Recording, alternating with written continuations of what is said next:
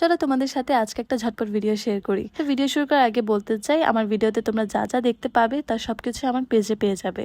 তো তোমরা নিতে চাইলে আমাকে ইনবক্স করতে পারো। এই হাফ মুন ভিডিওর মেকিং প্রসেসটা আমি তোমাদেরকে গত ভিডিওতে দেখিয়েছি এবং আমি সেই ভিডিওতে বলেছিলাম যে আমি যদি এটাতে কোনো কাজ করে থাকি পরবর্তীতে তাহলে তোমাদের সাথে সেটা শেয়ার করব।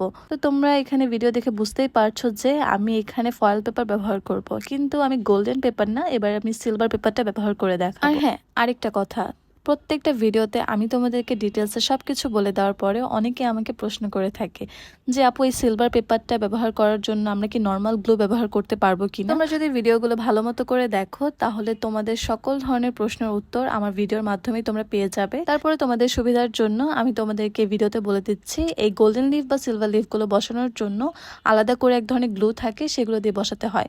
কারণ এই গ্লুগুলো অনেক বেশি স্টিকি হয়ে থাকে আর একবার ড্রাই হয়ে যাওয়ার পরে তারপর তোমরা সিলভার লিফ বা গোল্ডেন লিফগুলো বসাতে পারবে। এখন আমি ব্লেন্ডিং ব্রাশ দিয়ে ভালো মতো করে ক্লিন করে নিচ্ছি।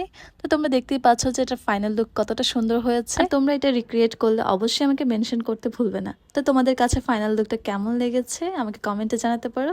তো আজকের মতো এই পর্যন্তই। আল্লাহ হাফেজ।